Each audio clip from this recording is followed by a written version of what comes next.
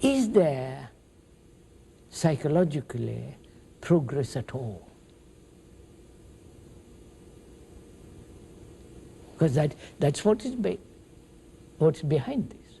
Mm-hmm. Mm-hmm. That psychologically, inwardly, you will grow better and better and better and better,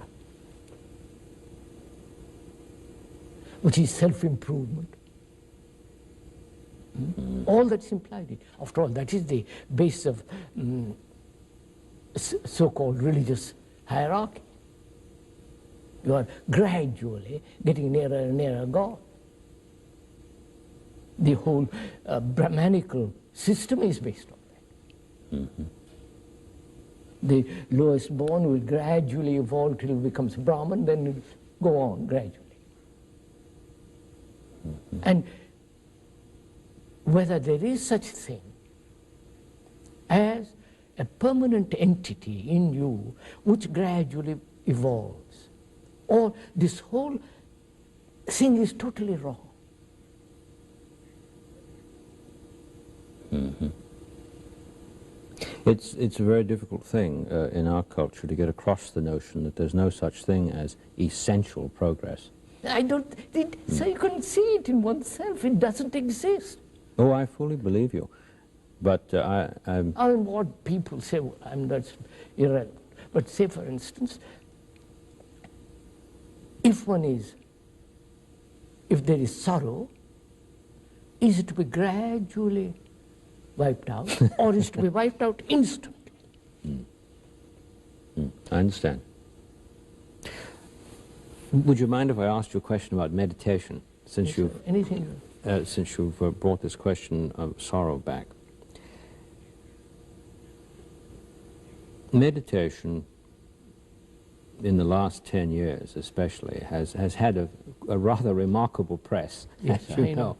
And brought over from the East mostly. Yes. I'm concerned to know, for instance, how I might reply to a student if a student said to me, well, what does Mr. Krishnamurti mean when he uses the word meditate? What should I I'll tell you, say? It's fairly simple, I think. As it is generally understood, meditation is an escape from life. Mm-hmm. They will deny this.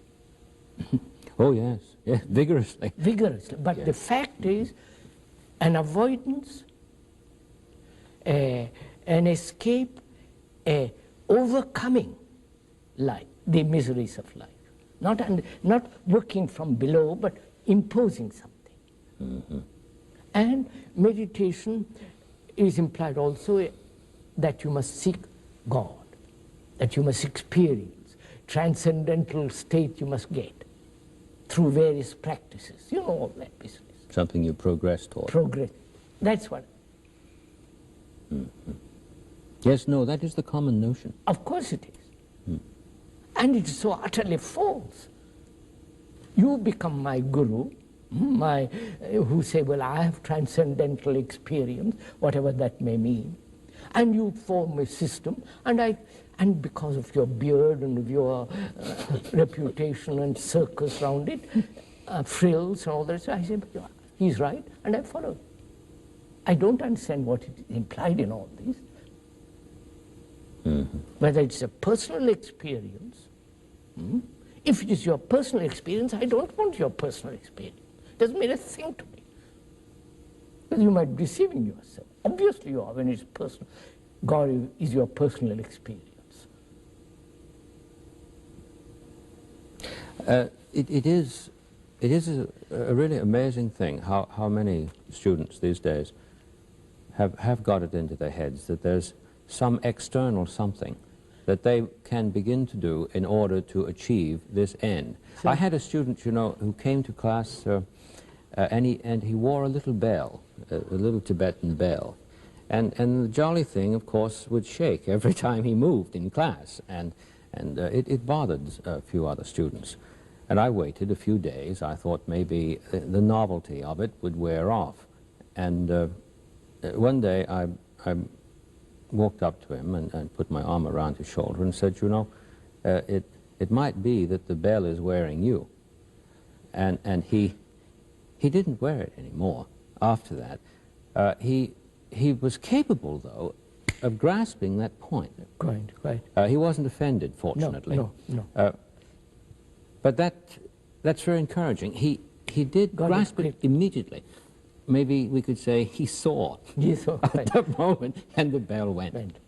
It wasn't a gradual getting off the bell. That's all. Not wearing the bell 3 days, and then 2 days, and then 1 day. No. Quite.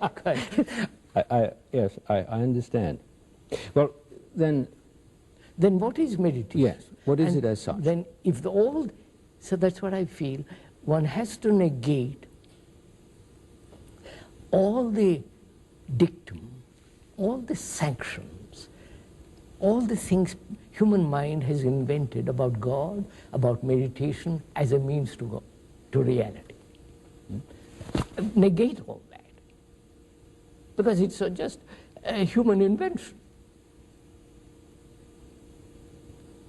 I mean, all the rituals, all the ceremonies, all the paraphernalia that goes on in churches is all put together by human minds. It isn't. Therefore, why should I accept a thing which human minds have put together? They are as deceived as I am deceived. Therefore, the thing is meditation is to cleanse the mind of every form of deception. At that point, then, it would be correct to say, even if it's only a partial statement, that it is a clinical activity. Clinical in the sense non-analytical. Yes. Because when you told that student, bell is wearing you, that's not clinical. He saw it instantly. Whereas our minds are used to clinical, analytical way of going at it. So meditation is this instant perception. And that requires a great sensitivity of the body. Yes, it does. I mean, alcohol, meat, drink, all that stuff has to put aside. And you have to have a very clear mind, sensitive mind, to say when about the bell, I saw it, the boy saw it instantly, therefore dropped it. So meditation is, in the real deep sense of the word, non-clinical, non-analytical, but seeing things as they are in myself. What I am, self-knowing. And the conflict which the self creates, see the truth of that and end it. All that is part of meditation. And also having a really quiet mind.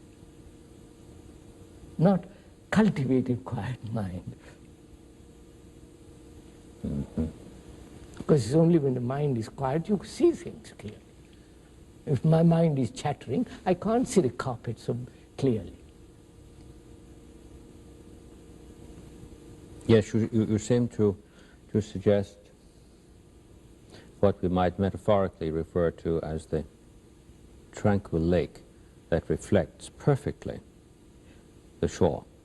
Yes, but there's no reflection here. No, that's where the analogy breaks down. Yes. I meant the lake in the surely wholly receptive capacity. Let's be careful in this word, receptive too.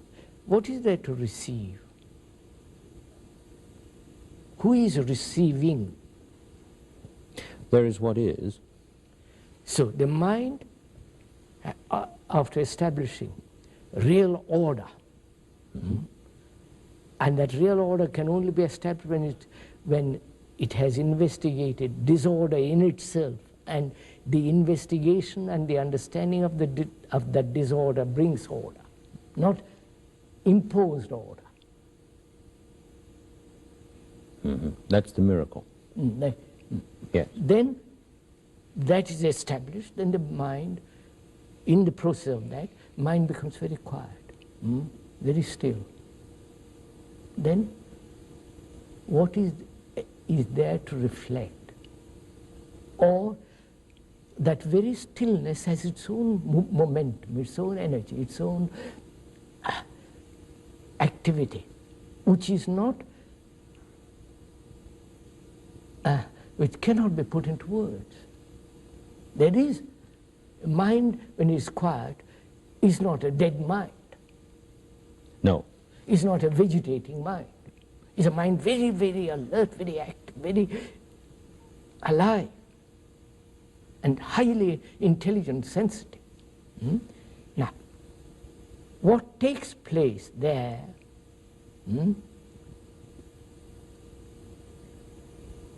in that state of stillness is a momentum of a totally different dimension.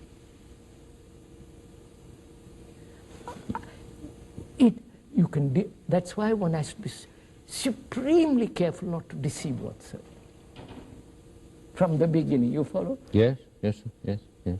And the whole function of the will has come to an end. Yes, I think that's what in our culture we mean by quiet, having a quiet heart, because we tend to associate heart and will. No.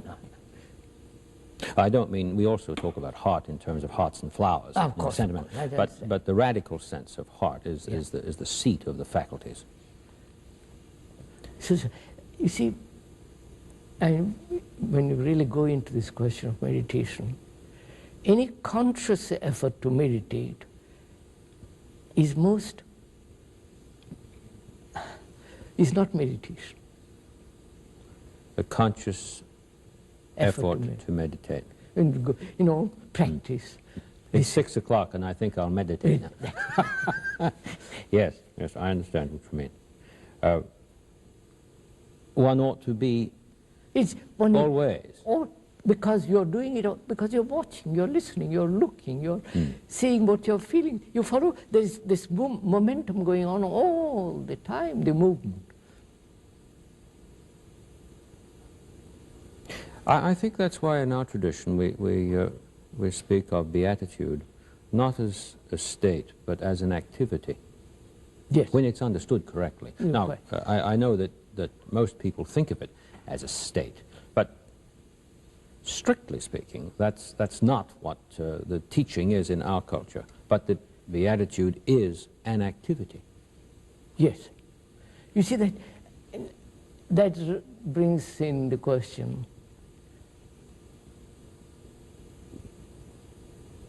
whether there is a reality which cannot be grasped by the mind. What is the relationship of the mind, might be the intellect, apart from the heart? Has it any relationship to reality? Or when the mind and the heart and the whole being is one, harmonious, then there is a relationship. But to try to find if there is a relationship with the intellect in the sense analysis and all that, that has no relationship with the whole. It's only when there is total harmony of the body, the heart and the mind, then in that state there is a relationship with truth. So let's forget truth, put aside God, all this, but see if one can establish a harmonious living. Then out of that comes, that is part of meditation. And out of that comes most extraordinary things.